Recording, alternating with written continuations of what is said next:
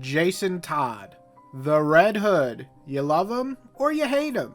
I wanted to make this video on Jason Todd for a very long time because to me, he's a very complicated character for me personally. I don't dislike him, but he is probably my least favorite Robin of the main bunch, excluding ones that were short-lived. Sorry, Stephanie. So in 5 parts, I really want to talk about why Red Hood became what he did and where he's at right now currently. But to do that, we have to go back in time. We're talking about before Jason Todd became Red Hood.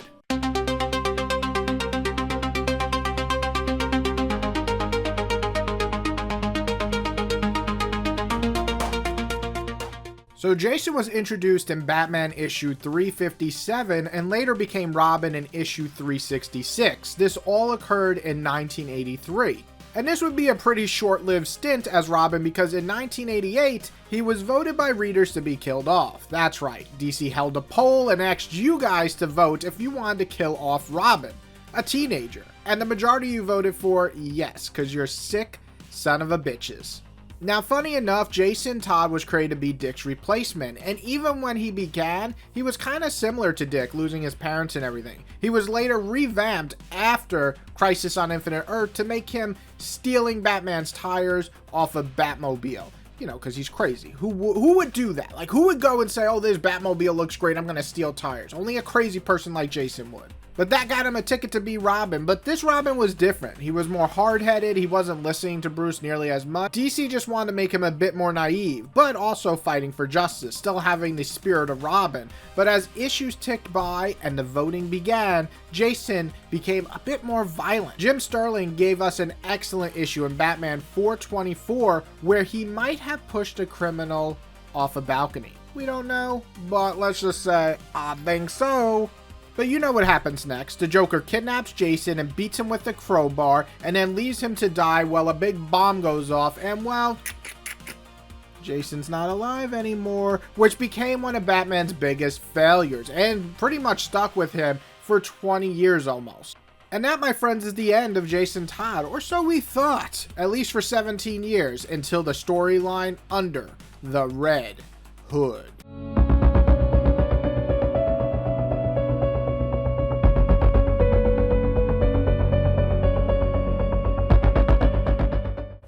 Now, Under the Red Hood is probably one of the more popular Batman stories, in no small part due to the excellent animated movie that pretty much worked on every level. Bringing back a long-dead character is not easy. There's a lot of backlash that can occur, but when you do it right, like Jason Todd or Bucky, you're gonna get a lot of love. And while some people wish that he stayed dead, I think his return did give the Bat family a very interesting dynamic.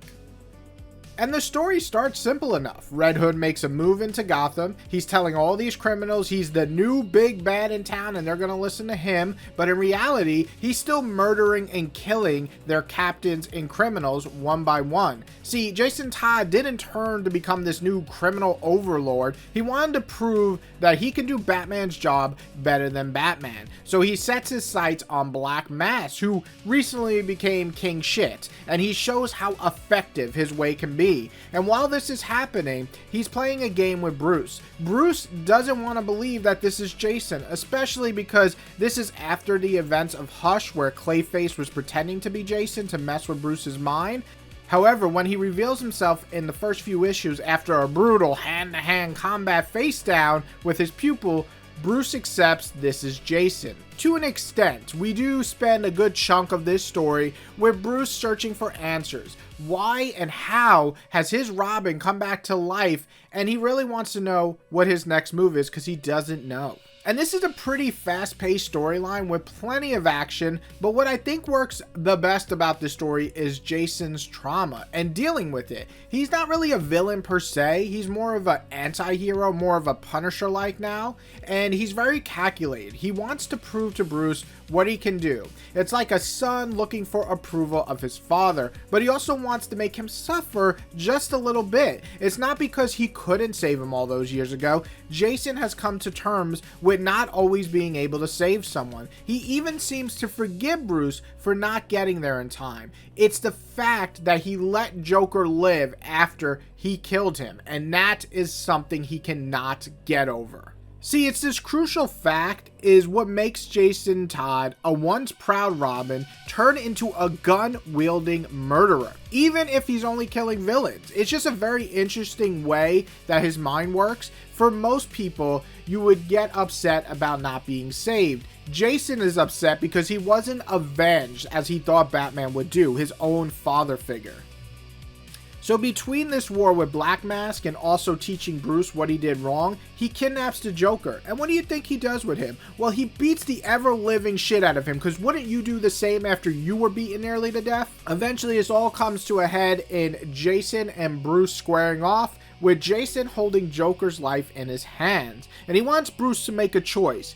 Him or the Joker. Kill the Joker or don't. You have to decide. Are you going to do this for your son? And Bruce simply can't do it, even though he admits in this moment it would be easy, that he wants to murder Joker, that he could murder Joker, but if he steps over that line, he cannot come back. Thus, he injures Jason and then frees the Joker, and this leaves Jason to escape.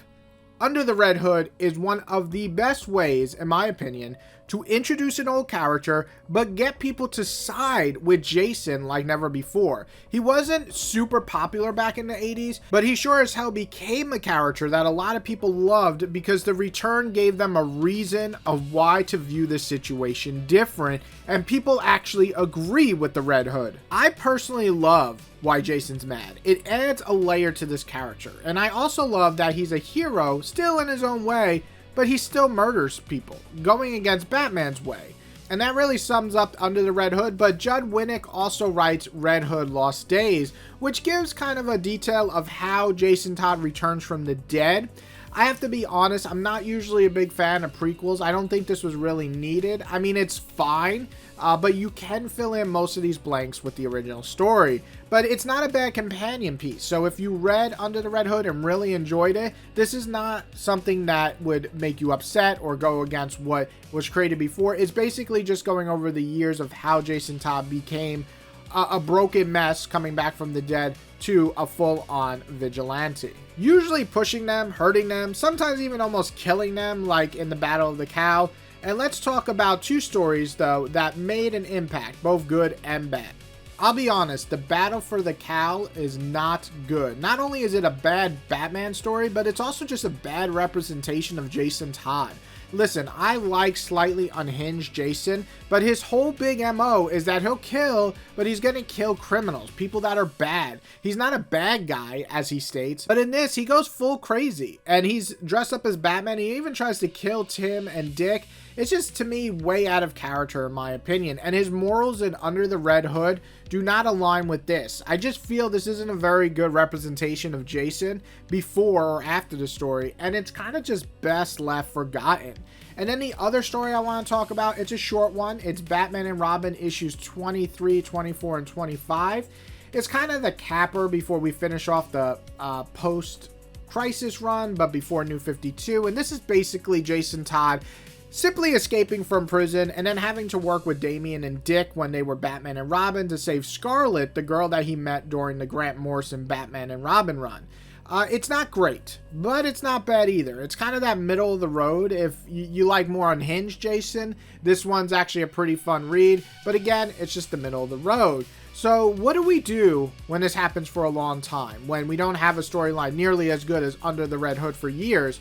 Well, you know, it's reboot time. But it wasn't just him, because at the time, everything was about to be rebooted with the New 52. And thus, Jason Todd, the Red Hood, got a couple of new friends. Let's go!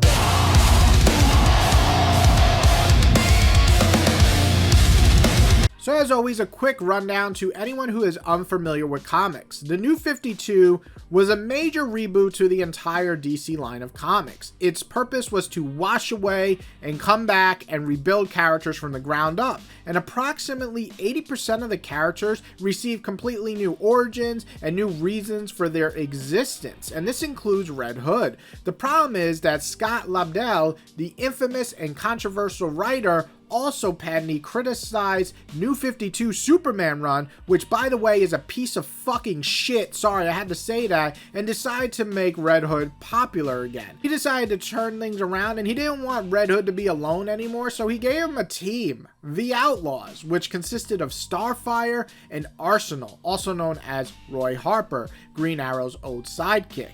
And the idea itself isn't horrible, but the problem is that Scott Lobdell has a reputation for ruining characters left and right, so here we fucking go. The best part of this entire series, if I have to give it some goddamn praise, it's Jason. He's not awful, which is a significant step up from how he handles other characters. And the fact is, Jason is written decently enough. He's a bit edgy, of course, but not overly so, and he's also caring towards the people he begins to befriend. He also knows that something needs to be done. He's going to do it, so he's a little bit more harsh than any of the other Bat family characters.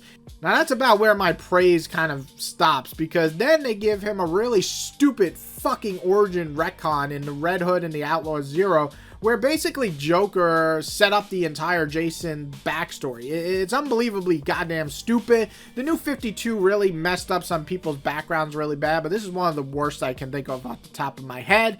But that's literally the only good thing I can talk about is that stuff I just did, not the origins, but the rest.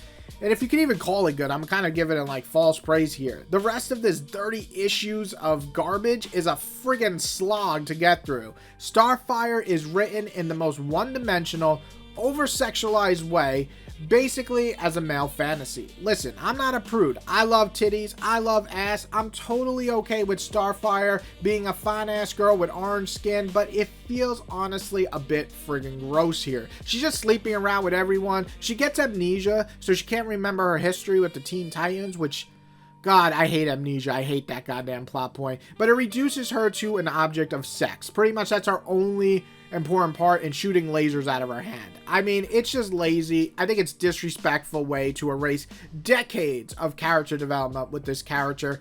It's honestly shitty.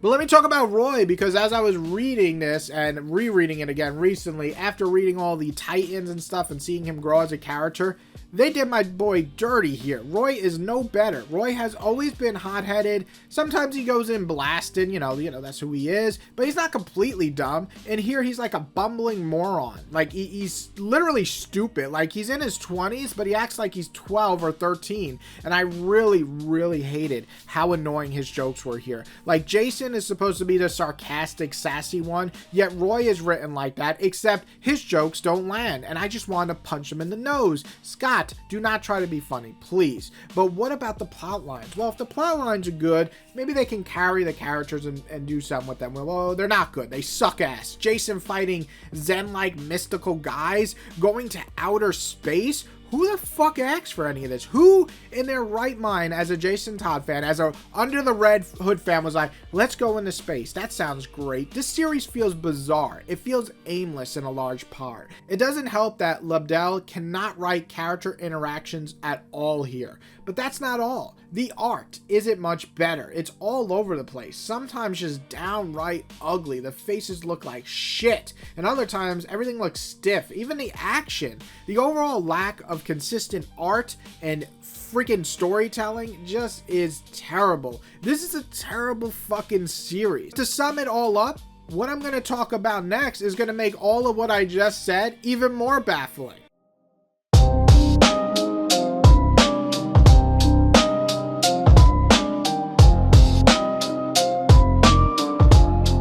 2016, DC decided to again push out a new line of comics with DC Rebirth.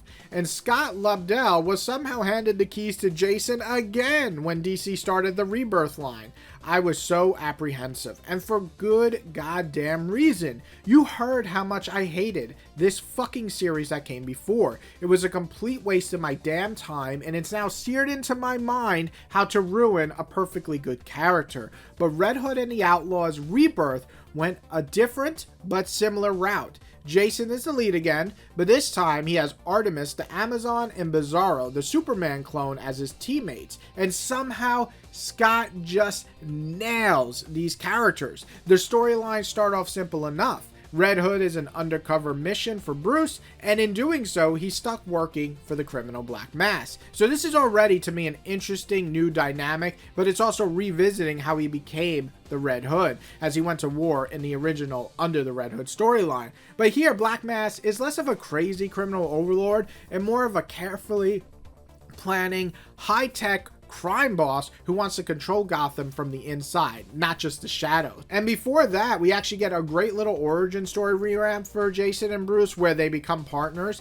It's just a really nice way to see Scott Lobdell write Jason well with Bruce. The bond is strong. It feels like Bruce is trying to be there for Jason, even allowing him to operate his undercover mission with, you know, condition blessing. My city, my rules, you get one strike and I'm coming for you. That's my Batman voice. But the tension is always there. But even in adulthood, you can tell how much they care for each other. It's remarkable how much better Jason is written here with Bruce than any prior Scott Lobdell interaction in the entire New 52 run. But getting back to modern times, the series really kicks into high gear when the Amazon warrior Artemis arrives. And soon after, a clone of Superman arrives with Bizarro. And once these two are together with Jason, oh, it's so good. I like to give overviews and not every single plot detail, obviously, but how these three come together actually works. And Artemis is on a quest to find this mystical bow of Ra, a powerful weapon. Jason, meanwhile, finds himself in possession of the clone of Superman thanks to Black Mass wanting him. And then Black Mass eventually mind controls Bizarro, and then Jason and Artemis have to get through to Bizarro, and then they become a team. And once together, they form the Dark Trinity. And things just get so good. The chemistry is fantastic. From Artemis and Jason basically being like parent-like figures to the childlike Bizarro, to their own playful banter and overall fun missions. But what Scott Lobdell actually does so smartly is give all three leads time to grow and evolve. Artemis is going through a lot of development, and her brash, give no fucks attitude actually makes sense once you get her revamped past. As an exile Amazon warrior who lost her place amongst her people, she is an outsider, so Jason can relate to that. They relate to each other, and the bickering stems from being so much alike at times. And Bizarro's broken childlike mentality of wanting to just be himself really works, and then he becomes kind of the emotional core of the team, and you see everybody start blossoming into becoming something new, something different. And this is like a far cry from the villainous Bizarro of the old, and I just loved it. And his entire 25 issue run works on almost every level. If I had to point out a negative, I guess sometimes Scott self-indulges himself with like internal thoughts of Jason. He can kind of just yammer on at times. But at the heart, Scott has made Jason feel like he created a family from scratch, as Jason always feels like an outsider in the Bat family. So it was refreshing to see him in a place where he felt like he belonged. But sadly, like all good things, Scott Lobdell decides to ruin his very own creation for some reason. On issue 26, we changed the title from Red Hood and the Outlaws to Red Hood the Outlaw. And you know what that means? You guessed it, Red Hood is riding solo, which might not be a bad idea. Letting Jason be his own character could be great. The problem, though, is you're taking away the two teammates that help balance him out, and making Jason revert back to a solo vigilante did not work here. He doesn't have the spark or edge that he had under the original Red Hood at all. So anyway, the next 25 issues are basically Jason Todd Punisher edition. He hunts criminals, he sticks things up their ass, he beats the shit out of them without much remorse. This is basically a return of what Scott Lobdell wrote in New 52. This Jason isn't a very compassionate one. He doesn't have a crew to play off of. He becomes more stoic, more angry, and it starts off interesting enough in the first arc, but quickly gets worse and worse until the end, which ends in the most anticlimactic and boring way imaginable. A once great title for 25 issues slowly evolves in Punisher Light, and the last 25 issues are fucking dreadful.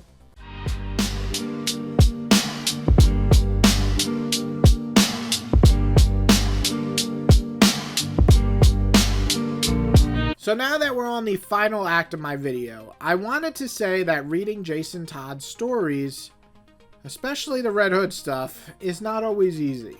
Some of it was really really badly written, and some of it was super edgy. But I will say that at least it felt like DC was trying to create something with this character. Sadly, after the Outlaws dwindled away, we mostly got a bunch of feature stories and a couple of miniseries for Jason Todd.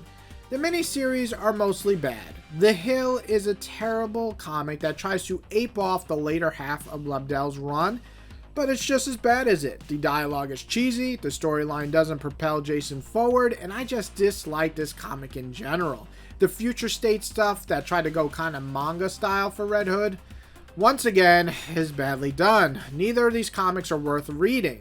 Now let's talk about some things that might be worth checking out after the Outlaws. I want to first bring up Batman Urban Legends, which was a comic that let maybe 3 or 5 writers and artists tell a story in the Gotham world.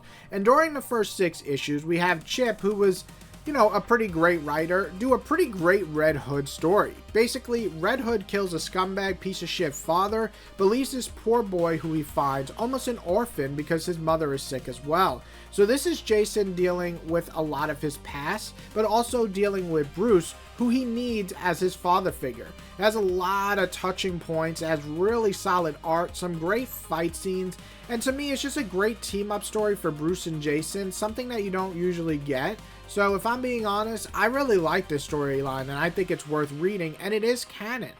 And the only other story I think is really worth reading canon wise is maybe Task Force Z. This lets Jason lead a group of insane, zombie-like villains to try to uncover some dirty secrets while in a war between Two-Face and Amanda Waller. If it sounds batshit insane, that's because it is. I really enjoy the energy in this comic. There's some crazy fights, the fact that Jason gives 2 shits and will get the job done if needed, and it's just pretty funny to boot. It also probably has the most fun comics for Jason in a long time, not taking itself too serious. After the week later half of Lobdell's run, and when Red Hood went solo, it's just nice to see him kind of be back on a team, even if this team is just filled with crazy zombie fucks. And the last 2 storylines I really want to talk about are actually non-canon or Elseworld stories. In the 3 Joker storyline, it's really interesting that Jeff Johns wants to put his own spin on what Jason wants to do with the Joker after what happened to him. It's a lot of his plot points revolve around revenge, and his reasons to me are very justifiable. I personally enjoy Jason's side a lot here, especially because we revert back to Jason who will kill, and boy does he freaking kill, ending actually one of the Joker's lives, because there's 3 of them, without much pity, as he should. The rest of the volume is Jason wanting to really destroy the other 2 Jokers, which again, makes a lot of sense. But what I enjoyed was his relationship with Barbara here. It's a bit weird at times, because, they like mess around. It's kind of, I don't know about that. But the fact is that both had a direct life-changing event because of that psycho clown, making their connection feel earned and warranted. And watching how they both deal with trauma differently really highlights to me the impact that the Joker had on both of them. It's not a perfect story, but I think it feels most like the pre-New 52 Jason, and I gotta say I kind of love that, because I kind of miss that Jason sometimes. Now the other Elseworld story I want to talk about is the White Knight series, mostly Jason's 2-parter and also the White Knight Beyond. In this universe of White Knight, Joker becomes good, but through flashbacks we learn Jason Todd was actually the first Robin, not Dick. Dick came after him, and what I liked about that is Jason didn't die here. He gives up Batman's identity to the Joker, which is a very different result for him. And then he runs away from Bruce and from being Robin, and just throughout his teenage and young adult years, he has a ton to figure out. He even recruits his own Robin at one point, a bit against his will, but this is different. This Jason storyline goes in a totally different direction, and one that I admire because the anger is different here, but it's also just as justifiable. However, it's more direct towards his actions. While Bruce also has to look at himself for his screws-ups, I think seeing them come together again in Batman White Knight Beyond is wonderful. And now that I've talked about the 2 things worth reading, both canon and Elseworld, it's time to wrap this up. Currently, at the time of this recording, Jason was supposed to have another series on the Black Label with Huntress, but due to some of the tweets by the author, that book was canceled after 1 issue.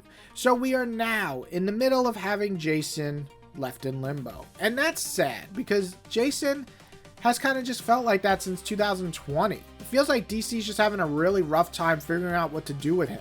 They're not incapable of making good stories, as evident with Urban Legends or even Task Force Z. They're fun and exciting stories, and a lot of Red Hood fans do love this character. And I think a boy who has a lot of anger issues and then major trauma growing up is relatable to a ton of people out there. Readers connect to these characters for this reason, and I would love to see Red Hood definitely get the love he deserves. As it stands though, is there worthy stuff reading? Of course there is. You just might have to shovel through a lot of shit to get to the gold, but that can be said about a lot of comic characters, am I right? So if you liked this video, please hit the like button. If you loved it, please hit the subscribe button. I love doing these deep dives on these characters like I did with Nightwing, but Red Hood was a fascinating one because I had to reread a lot of stuff. Some of it very hard to reread, some of it I enjoyed quite a bit.